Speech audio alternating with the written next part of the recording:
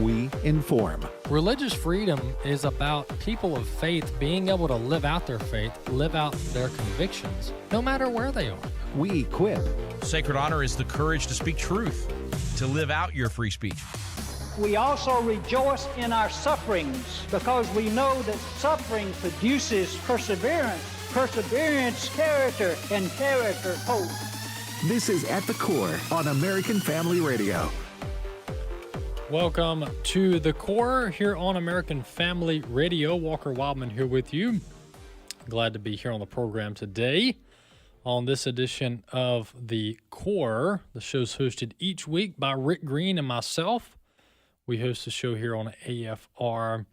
And as a reminder, we would greatly appreciate you subscribing to the podcast wherever you listen to podcasts, whether it's Spotify, Apple, Android, whatever type of device you have, Roku maybe. You can subscribe to the podcast wherever you listen to podcasts. Let's turn our attention to the scripture, and then we'll jump into some of our items that we're going to cover this hour.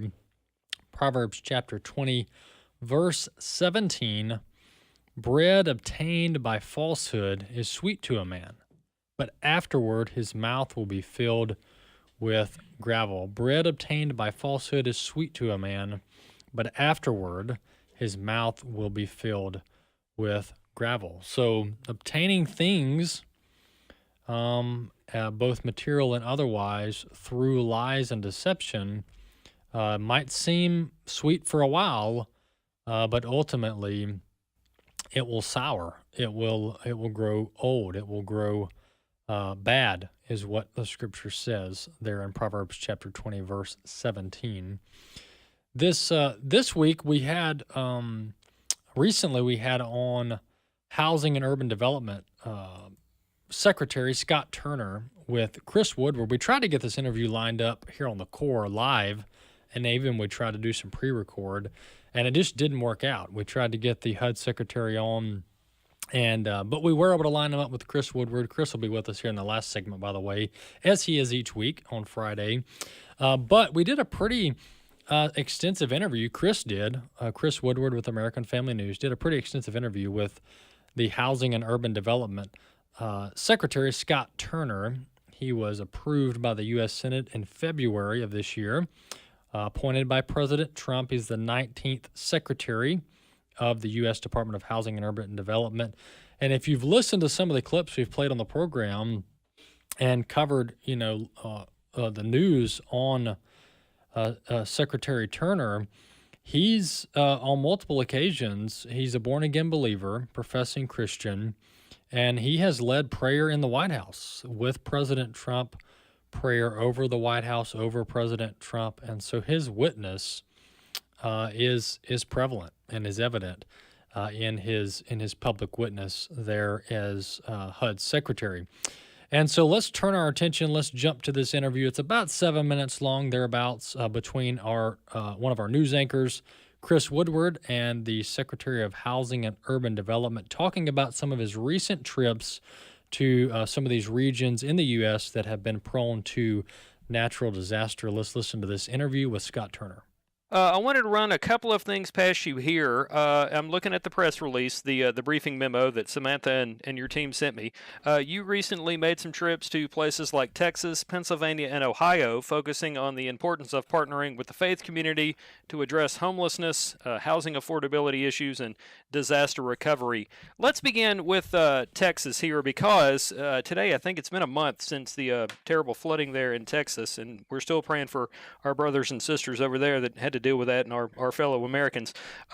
Let's kind of focus for a minute on Texas. What are some of the things that you announced for people like the flood victims over there? Thank you, Chris. So, on July 4th, as we all know, the devastating floods hit Central Texas, in particular Kerrville and Kerr County and the surrounding counties. Over 100 lives were lost, and many people have come to Texas to help in the recovery and rescue efforts. There's been many volunteers, over 18,000 volunteers in Texas helping with the recovery efforts and the revitalization efforts there in Texas. Over 130,000 volunteer hours have been put in, 7,000 work orders. It is just tremendous, the amount of people and the work and the resiliency of the people of Texas, and how faithful the Lord has been to help in this time of need. And so when the president declared this a major disaster area, we at HUD announced a 90-day foreclosure moratorium, or foreclosure freeze, if you will, on FHA insured single-family mortgages. And so for those in a presidentially declared disaster area, there's over 900 FHA single-family mortgages for families there that are now been frozen, meaning that they have 90 days before they have to make a payment, and those lenders or mortgagors cannot foreclose on the homes of those that have FHA-backed mortgages. Also, Chris, we have our Section 203H and 203K loans available for those home buyers and those that are in these disaster declared areas, that help people finance their homes, refinancing their homes, and also to renovate and rebuild their homes. And so we want to do everything we can to help those families that have been impacted, that have FHA mortgages, to have the flexibility to get back on their feet, to restore, recover their families. We also have our resource hotline, which is 1-800-CALL FHA, where our housing counselors are available as a resource center to help those that have been impacted by these floods, and that's 1-800-CALL FHA. And so those are just some of the top line things that we have thus far from a HUD standpoint, and from under the president's leadership. HUD is there now, obviously immediate, but we're going to be there for the long haul to help these families to be restored. Shifting gears to Pennsylvania and Ohio, it's my understanding you recently visited the Light of Life Rescue Mission in Pittsburgh to learn more about the faith-based nonprofit work. What are some of the things that mission is doing there? So Light of Life is a tremendous Christian organization there in Pittsburgh. It's a rescue mission, and I heard just powerful testimonies of those that have been restored, that have been helped by Light of Life. One gentleman who was coming out of prison was sent to Light of Life, and now he is the head, I believe, of the maintenance and building operations. And so his life was transformed by the power of the gospel and by the leaders there at Light of Life, and now he is leading the efforts in maintaining the facilities, and it is it's a beautiful place. So that's just one great example. But they look at homelessness from a holistic standpoint of not just housing people, but bringing the wraparound services to help them to not only have somewhere to live, but to be transformed by way of mental health, by way of their faith, their family, their job training, and to live lives of self-sustainability and self-sufficiency. So Light of Life is a tremendous example of what our faith-based institutions are doing on the ground day in and day out, with their hands to the plow and their feet on the ground, and helping our homeless brothers and sisters to be restored. Okay. And in terms of Ohio, you visited Canton for All People, a community development corporation in Canton, Ohio. It was formed by a United Methodist Church there in partnership with local community partners. Let me ask you this. Why is it important, or why is it a good idea for the federal government through HUD to be promoting and working with faith-based institutions? Well, that's a great question, Chris. You know, HUD is not a micromanager in chief. You know, HUD is a great convener to bring stakeholders together, to bring the public and the private sector together, including empowering our faith leaders and our faith community and our churches and our organizations who are literally on the ground day in and day out, helping our communities to be revitalized. And so I think it's very important, because historically it's been hard for faith-based institutions to work with the federal government. And when you talk about, in particularly HUD, we want to foster that. We want to make it better for our private partners to work with us to bring about results that literally are changing lives around our community. And what's next for you and HUD here? Are you guys going to continue to work not only in D.C. but other parts of the country going forward? Yes, sir. We have a concentration. When you talk about housing, homelessness, disaster recovery, our concentration is the country, every community, urban, tribal, and rural. And for your listeners, oftentimes people think about HUD and they think about urban housing, and that's it. But HUD is urban, tribal, and rural, and we are dedicated, yes, to housing, to fixing the housing affordability issue that we have in our country, but also to attack and eradicate homelessness for our families, for our veterans, for children. We also have a foster youth initiative. And then, of course, disaster recovery, helping families around our country in LA wildfires, in the floods in Central Texas, in the floods in North Carolina. And so we're on the ground, both in the short and the long term, and helping people from a disaster standpoint. And so we're very focused and mission-minded on these three top areas to serve the people of America. All right. Well, thank you very much. I appreciate it. Thank you for your service, not only to Texas, where I know you served there in government, and certainly you're in the federal government now. As your brother in Christ, I'll add you to our prayer list, because I know it's not going to be easy for you these next few years, especially working up there in D.C. I have it safe here in my little bubble in Mississippi. So you were out there doing the hard work, and I appreciate you for it. Yes, sir. Thank you. I appreciate your prayers. I'll see you soon. All right, well, there you have it. That's the Secretary of Housing and Urban Development interviewing with our own Chris Woodward, who will be on with us in a short while.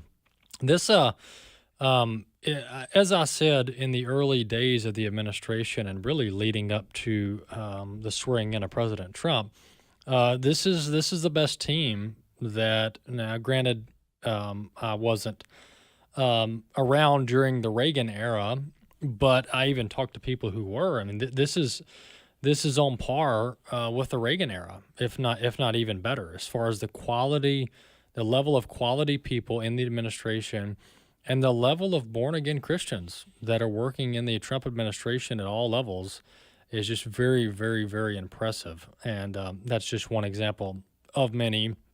And I love how the Trump administration, including Secretary Turner, are running away from this notion that engaging with religious organizations is somehow frowned upon or toxic for the federal government. I mean, for so long we've had this feeling that, well, churches and religious groups can't really work with the federal government because they're religious, and and we've got this separation of church and state, and they throw out all these reasons why religious groups can't work with the federal government, and how if we do, we've got to set aside our religious convictions and be more secular, if you will.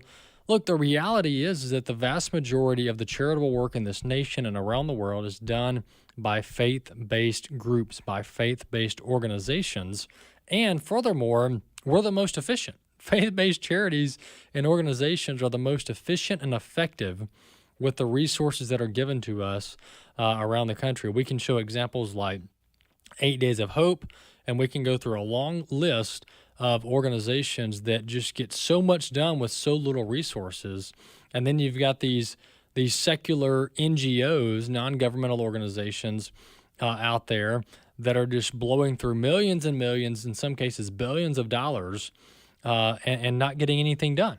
And so partnering with the faith-based community is a no-brainer, and that's what Secretary of Housing and Urban Development is doing there, Scott Turner. So we appreciate him coming on with American Family News and Chris Woodward, and hopefully we'll get him on live for a live hit here in the coming weeks or months, and continue our interviews with various members of the Trump administration. Hey, we're going to have on Todd Nettleton here in just a few minutes with Voice of the Martyrs. They've been for years doing excellent work covering and assisting persecuted believers all around the world at Voice of the Martyrs. So you're going to want to stick around for that. You're listening to At the Core here on American Family Radio. We'll be back in a few.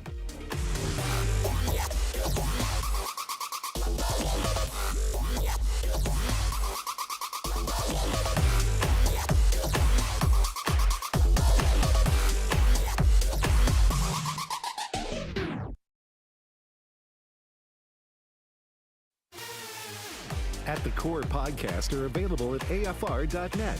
Now, back to At the Core on American Family Radio. Welcome back to The Core here on American Family Radio. Glad to be with you today here on the program. This is our Friday edition of the show.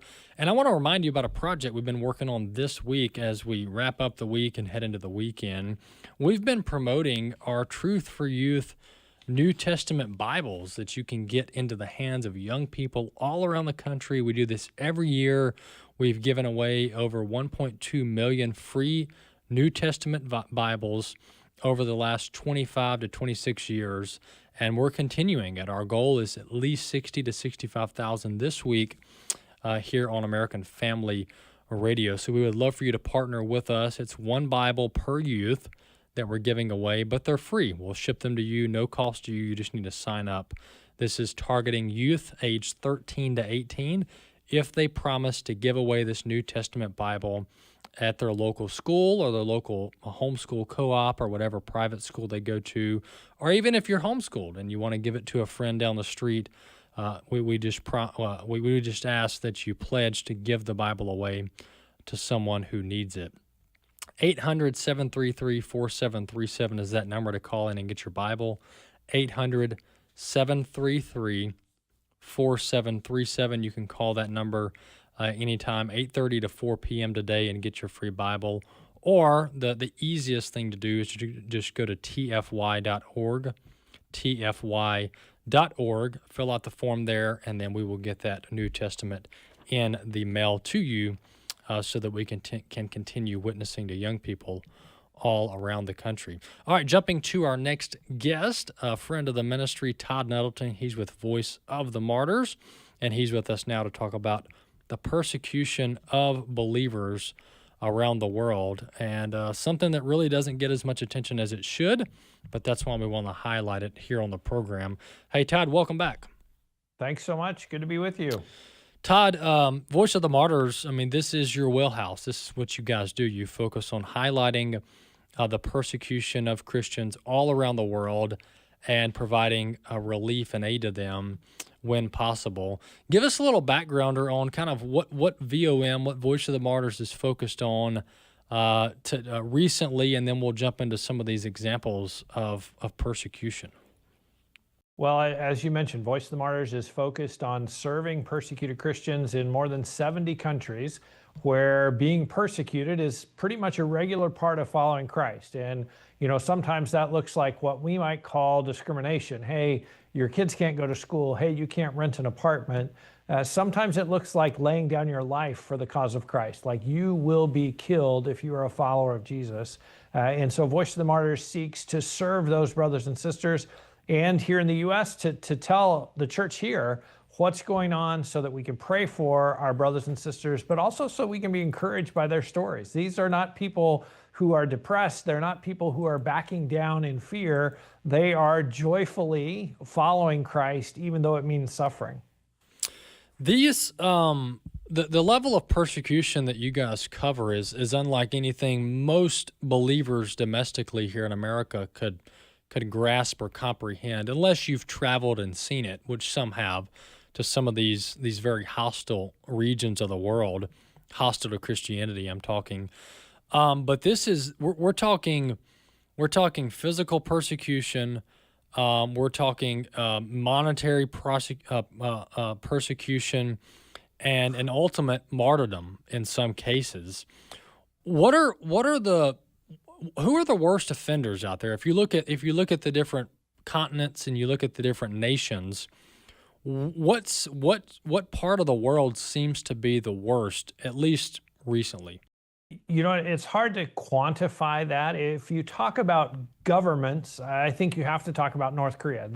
Probably the most closed country on earth is North Korea. But if you talk about level of violence, I think you have to look at the continent of Africa. And just about 10 days ago, there was an attack in the Democratic Republic of the Congo where 43 Christians were killed. Many of them had gathered for an all-night prayer vigil. So they were inside their church holding a prayer vigil when Islamists came into their town. They attacked the church. Many of those were beheaded. Some of them were children. children who were killed in this violent attack. And one of the things the Christians in DRC are telling us is in this town, which is in northeastern DRC, not far from the Uganda border, there is the military, DRC military is there. There is a police presence there, and there is UN peacekeepers all present in this city where this attack just took place. So the Christians there are looking at this and saying, wait a minute, this happened right under the noses of all of these people who are supposed to protect us. How did that happen? How did that happen underneath where they're supposed to be watching? So that's one of the things that we're watching as well, is like, wait a minute, how, even when the government says we want to protect the church, what are they actually doing? What's the reality on the ground? I've just heard in the last few hours of another attack in northern Mozambique. Again, Christians beheaded by jihadi warriors, people who have pledged allegiance to ISIS, people who want to create an Islamic caliphate in that part of the world. That's the kind of violence that we're seeing. And like I say, it's not just one country in Africa, it's really multiple countries across the continent where we see that happening. How does administrations affect some of the work you guys do, or maybe the relief that believers receive? Because, you know, this is primarily a State Department issue, and then there are some kind of sub-agencies that handle this. I know there's the International Religious Freedom Committee, basically, that the president appoints. But this seems like it should be of significant importance to the State Department to focus in on this. So what kind of movement do you guys see through different administrations, and is the Trump administration focused on this? You know, the differences that come from administration to administration, really, Voice of the Martyrs is not dependent on the administration. They're not dependent on the State Department. We are working, our donors have given us money to go and help these Christians. And so that's what we're going to do, regardless of who's in charge. Our staff talk about taking no unnecessary risk, but taking every necessary risk in order to serve our persecuted brothers and sisters. One of the things, though, the State Department does do is every year they identify countries of particular concern on the subject of religious freedom, and there are certain sanctions that then come into play. And so we do see some shifting on that. You know, one administration may call out a certain country, the next administration may not. But at the end of the day, that doesn't tend to have a great deal of effect on the ground for persecuted brothers and sisters. It does affect our sort of international relationships. It does sometimes come up in conversations. But for the pastor who's in jail in India or in Eritrea, or the Christian family that's just been attacked in Southern Africa, whether their country was a country of particular concern or not, they just lost their house or they just lost their loved one. And so it doesn't, on the ground, it doesn't make a lot of difference who's in the White House. The one thing I wanted to focus on, or at least ask you about, is what can be done with these countries, because as you mentioned, some like North Korea are completely closed off. But where are we trending on international persecution of people of faith? And obviously your focus is born again Christians, but there's also persecution of other minorities as well in different places around the world. Where is this trending? Are things getting better, increasingly worse? What seems to be the trend now? You know, it's hard to answer that sort of on a global scale, because there are some places where I would say it's getting significantly worse. I had a conversation this morning with a Christian from China, and we talked about under Xi Jinping, China has ramped up persecution of Christians. They have ramped up persecution of other religious minorities as well. There are other places where you might say maybe it's getting a little more open, or at least less publicly hostile to people of religious minorities. But by and large, I think the trend is persecution is getting worse, but there's a silver lining to that, or there's another side to that coin. One of the reasons for that is because the church is growing.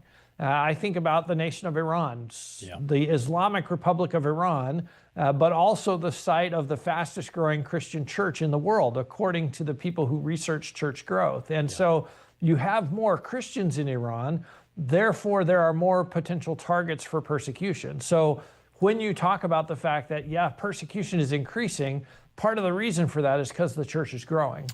Well, yeah, I'm glad I was actually going to pivot to Iran because that's just a fascinating story. It runs counter to maybe some of our more modern views of discipleship and conversion to Christianity. Although we do know historically and biblically that the gospel and the Holy Spirit works in all circumstances, and when people are persecuted and face difficulties, they tend to turn towards the Bible and Christianity, maybe in cases where they wouldn't otherwise. But Iran is just a head scratcher, and obviously God is at work there. That is the answer to what's going on.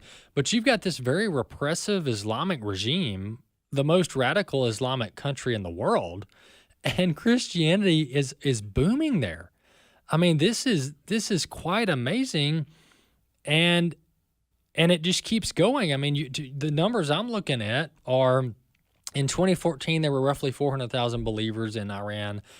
9 years later, so in 2025, there's roughly 800,000, and it's estimated to go over 1 million Christian converts. Most of these converted from Islam. So that's just amazing to see what God's doing. Yeah, it is. And, Iran is a great story because it is an Islamic republic. The mullahs, the Islamic leaders are running the government. And they have told the people of Iran since 1979, we're going to run our country according to Islamic principles. We're going to run it the way Muhammad would run it if he was here today. And 45 years later, you have an economy that's in shambles. You have one of the highest drug addiction rates in the world. You have a country that is broken. And so the people of Iran are looking at this, and they're looking at their government, which says we are doing everything the Islamic way. And they look around in their country and say, well, the Islamic way must not work because we've been trying it for 45 years and it's look at what we've got. And so that has produced very fertile soil for the gospel because many people look around and say, well, Islam must not work because look at our country. So what else is out there? What else could I talk about? And so you have many Iranians that have become atheists. They're like, well, religion doesn't work. God must not exist. But you also have, I like your number 800,000. I've actually heard some Iranian Christians say it's over 1 million who are now following Jesus Christ. And it's because they look around and say, Islam doesn't work. What else is out there? And then we have broadcast ministries broadcasting the gospel into Iran. We have online and social media ministries reaching out to Iranians online and planting those gospel seeds in that soil that has been made fertile by the government. And I think as you look at Iran in the last 45 years, then look next door to Afghanistan and look what the Taliban is doing today. And maybe 45 years from now, we see revival in Afghanistan because the Taliban, they also say, we're running our country according to Islamic principles. We're going to do it the Islamic way. And so you have that. You now have that same mentality in the government in Syria. Who knows what revival seeds are being planted there? And so, yes, Iran is a great case study in how, as Joseph said, what you intended for evil, God turned it around and used it for good. That is certainly the story of the Islamic Revolution in Iran. Absolutely. Hey, Todd Nettleton's been with us from Voice of the Martyrs. Hey, Todd, tell our folks how they can check out your work and your website. Persecution.com is the main Voice of the Martyrs website. Make sure you sign up for our free magazine. It's right at the top of the page, persecution.com. All right. Hey, thanks, Todd. Appreciate you coming on. Thanks for having me. Absolutely. That's Todd Nettleton with Voice of the Martyrs ministry there, talking about persecuted believers all around the world, and that's their focus, is highlighting those believers. Let's see, Bobby, how much time do we have left this segment? I want to play this clip. It's I can relate these topics. This is on the Hamas situation in Israel and Gaza. President Trump was questioned because there's a lot of persecution, maybe not of Christians, but of humans that are made in the image of God in Gaza. It's a horrific situation by the Islamic radical group Hamas, terrorist group. President Trump was questioned on the long-term solution and possibly cutting a long-term deal with Hamas. This is going to be clip 2. Let's listen. Is there any use at all in pressuring Israel now to come to some sort of longer-term solution? Well, you could make the case that you're rewarding people, that, you know, you're rewarding Hamas if you do that.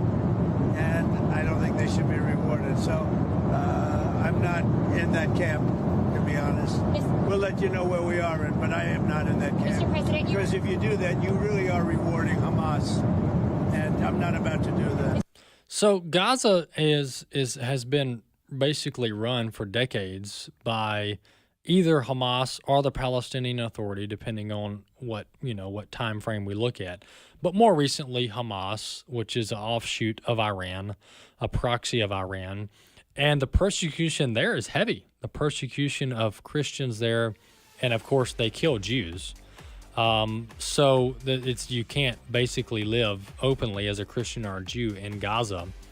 And that's still the case now with Hamas in control. So to President Trump's point, number one, we can't reward Hamas with some long-term security deal where they get to maintain control of the Gaza Strip. They've got to completely be uprooted. Hamas has to be completely uprooted, and then the Israeli Defense Force has to come in and provide security for the Gaza Strip so that Jews and Christians can live in Gaza without fear of having their heads cut off or other persecution that comes. And so that's just another example of Israel has the opportunity to provide a safe haven, a haven of freedom, some type of freedom in Gaza, if they secure it. And if they don't, Hamas will continue to reign. We'll be back.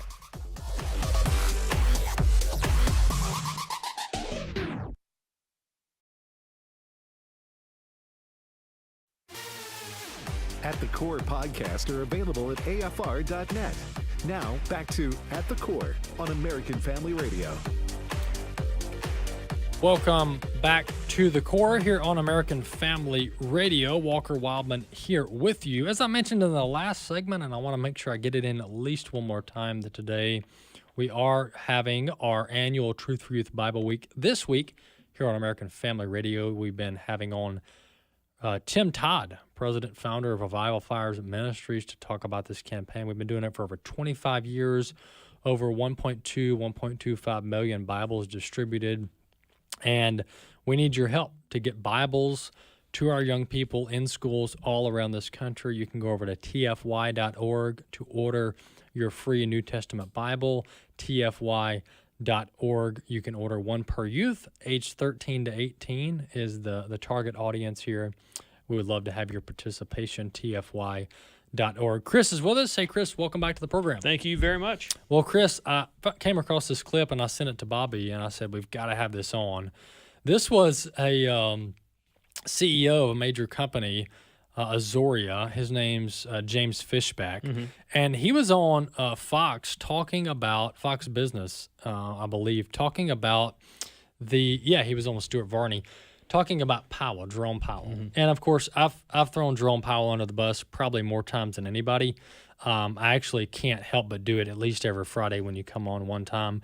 But the way this CEO articulated what Powell has been doing was very clear, articulate, and it made complete sense. And so I want you to listen to this CEO, James Fishback, on what's fueling President Trump's dissatisfaction of Jerome Powell. Let's listen. It turns out that Jerome Powell is simply the Anthony Fauci of economics. Whoa. Wrong, smug, and completely unaccountable. He's wrong, Stuart, because just last month he told us in his official projections that GDP was going to come in at 1.4%. It came in at 3%, more than double his expectations. President Trump is winning on that front. Second, he's smug because despite every conceivable data point, despite the fact that under President Trump, inflation is coming at 1.8% annualized, not at, but below the Fed's target, he's all but certain to keep interest rates near 20-year highs today. And lastly, he's unaccountable. For the first time in 30 years, Stuart, there are going to be two Fed governors, Mickey Bowman and Chris Waller, who are going to dissent from the Fed today, saying that the Fed should be cutting today, but in fact aren't. And that's why Azoria sued Jerome Powell in federal court last week. Yep. We want accountability and transparency from Jerome Powell. There you have it. So, wow. And when you hear that, you go, yeah, that kind of makes sense. Yeah. That's pretty much a clear articulation, other than too late Jerome or too late Powell, as to why President Trump's frustrated. There's a lot of money at stake here, and consumers are feeling it. Yeah, Powell is known for two things: overseeing a ridiculous renovation of a building that they don't need, and digging his heels in on this issue. If he was a coach and the governors, the Fed governors, were the players, he's lost the locker room. So generally when a coach loses the locker room, the owner goes, you know what, take a hike, buddy. I'm going to get somebody else in here, which is all the more reason, or another reason, why President Donald Trump says, you got to go, Jerome. Yes, absolutely.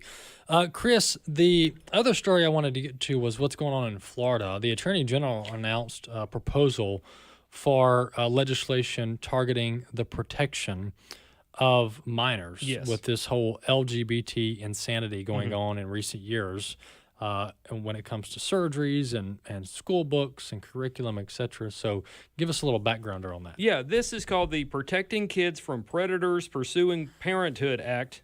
That's a lot of P's, I know, but the Protecting Kids from Predators Pursuing Parenthood Act. And this is something that stems from an unfortunate incident that we've been covering on AFN.net involving a case out of Pennsylvania where two men who claim they're married in their state went through surrogacy to get a child. And it come to find out one of those men is believed to be a child predator or a registered sex offender. And that, because that hit the news, people thought, oh my goodness, like, how is this person even allowed to get a child? And apparently there are means to which people are going to get a child when they can't naturally conceive a child for themselves. And because of this situation, James Uthmeyer says, you know what, this cannot and should not ever happen in Florida. By now, you know my goal is to make Florida the safest state to raise a family. As a father of three little ones, my wife Jean and I know that there is no greater blessing from God than to have children. There's also no greater responsibility than to bring up good citizens. I know there are many couples out there that are unable to have kids, and many are turning to technology and various resources in the hopes of aiding their quest for parenthood, surrogacy being one of these options. That said, in Florida, we have a responsibility as leaders to protect families. And we've seen situations lately where surrogacy has exposed kids to dangerous harm. In Pennsylvania, we recently saw a homosexual couple, including a registered sex offender, celebrate bringing home a newborn. In other states, we've seen situations where parents have obtained children through surrogacy or adoption only to then subject them to repeated sexual abuse. This cannot and will not happen in Florida. That's why today I'm proposing the Protecting Kids from Predators Pursuing Parenthood Act. I hope to work with the legislature to ensure that registered sex offenders, people that have preyed upon kids, are in no way eligible to obtain children through surrogacy, adoption, or foster care. And this will apply to people that abuse animals as well. If you abuse animals, you have no purpose becoming a new parent. We cannot endanger our kids. So I look forward to working with the legislature over the next year to further protect our kids and keep our state safe, strong, and free. So that's the Florida Attorney General announcing this proposed legislation. This is the way to go, Chris. It really is. And you know, some people might hear that and think you need a law to say that, you know, predators can't get kids. Well, apparently in Pennsylvania they didn't have one. Well, the reason this is so needed, Chris, is unfortunately surrogacy has become the wild, wild west. Yeah. This is a newer technology. It's the commodification, if you will, if that's a word, of children. I mean, children are being treated as commodities. They're being ordered online, literally, through these surrogacy services, and they're being picked up by strangers. And that's not an exaggeration. I mean, this put it this way: Anybody who has been through either foster care or adoption understands the rigorous process of getting approved. There's no regulatory agency, no regulatory anything on surrogacy. You show up and pick up the baby. So this is the wild, wild west. Children are being victimized. It's horrendous what's happening here.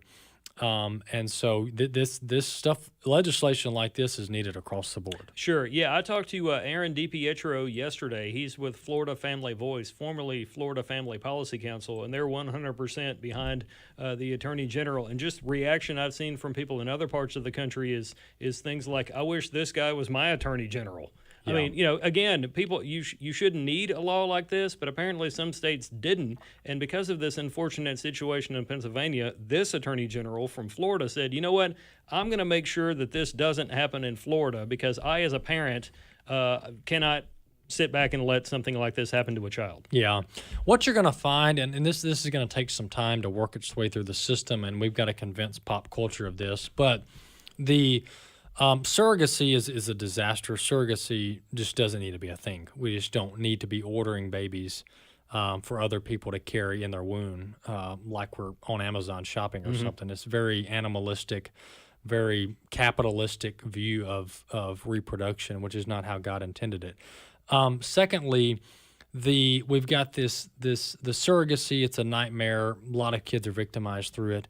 The other thing that is going to be exposed through this process, Chris, is that even adoption by same-sex couples is just a bad idea. There's horror stories out there where you've got two dudes adopting children, and then they're turning them into, victims through some very sick stuff. And so God created parentage to be between a man and a woman. And I understand some people have difficulty with reproduction, with having children, and that's why we have an adoption process here in America. And adoption is biblical, right? Because we're all adopted into the household of faith. So natural parentage and adoption, I think, are acceptable solutions, and adoption should be a last resort. It shouldn't be a go-to. But this adoption by two people who can't biologically have children, i.e. 2 men, 2 women, or 3 men, 3 women, which is a thing now, or even singles. We need to get into that discussion. Is it good to deprive a child of a mother or a father intentionally?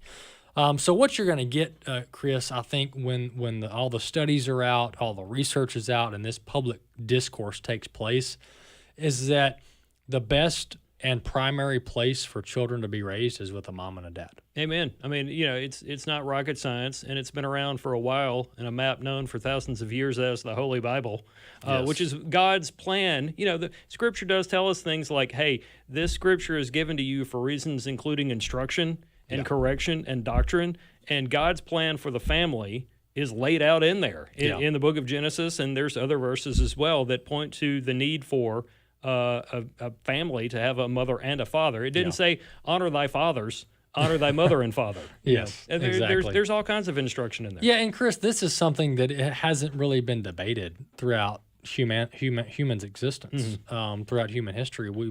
There's never really been a time at this rate where people question, like, do we need moms and dads? Right. It's like, of course we do, right?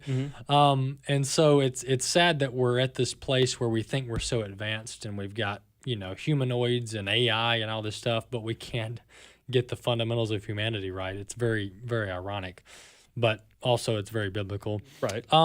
Cover some of these other stories. There's been a lot going on.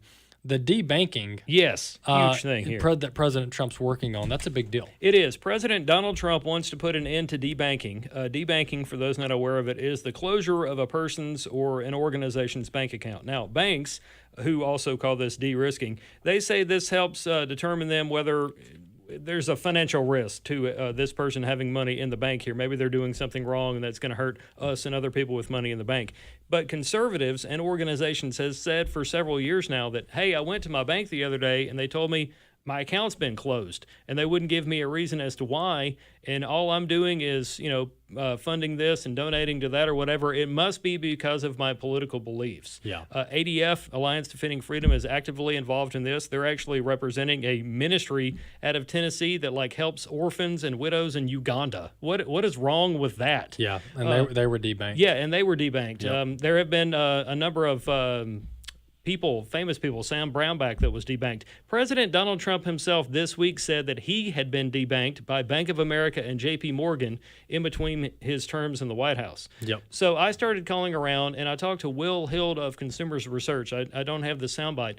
And Will Hild of Consumers Research told me, look, even if Trump is on some sort of revenge tour, there's still a problem with this, and people should be concerned, because if a bank will do this to a president or a former president, Yes. imagine what they're doing to average everyday Americans that we never hear about. That's right. And Chris, this is China level. It is. Censorship. Mm-hmm. This isn't, hey, you can't have a Facebook page, even though I disagree with that.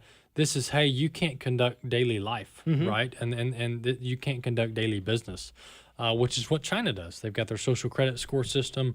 And even China doesn't go this far. They don't cut people's bank accounts off. They just deduct money from it. Yes, yeah. And so we're going up even further than China. We're just making it to where, no, you can't do business at all. China's dinging your account when you do something the government doesn't approve of, without a warrant or any type of judicial order. So this is a big deal. I'm hoping this will put some fear into the banks. We've been deplatformed not by an official bank, but by a processor, Stripe. Yeah. They deplatformed us back in 2021, actually towards the end of the year, towards our peak fundraising season in December. And it was a nightmare. We had to move processors. It was a big ordeal. It took several months. And so I'm glad President Trump is focused on this. We've got to make this debanking of people because of their political viewpoints unacceptable. Right. And honestly, debanking should not be acceptable under any circumstances unless there is illegal activity. Right. That's been the standard. That's been the standard for banks is this entity or person engaging in proven illegal activity? And if they are, then we're not facilitating illegal activity because then we're implicated. But when you go to, I don't like Joe's political viewpoints, where does that end? Yeah, and that's the thing. Will Hild even told me that, look, this is great. We support it 100%. I really like what Trump's doing, but I still want Congress to get involved and pass a bill that President Trump signs, because the next administration or a future president on the opposite side of the political spectrum will start pushing for this kind of stuff again. So it needs to stop. And really, people need to be aware, the more money your bank has from a variety of people, the better off you are. Right. So even if you're not a fan of Donald Trump and his policies, you want your bank to have as much money in there as possible to ensure not only your deposits and other things, but to make sure your bank is financially sound. Yeah. And folks, the banks are different than just your average retail store. Banks are federally regulated and provide a public service that's critical to daily life. So this is not apples to apples comparisons with boycotts or where you want to shop or this restaurant doesn't want to serve these people. This is a core function for daily life, for survival, for livelihoods, and it gets into the First Amendment and our ability to associate with others and free speech. Thanks, Chris. Thank you. All right, folks. See you next time.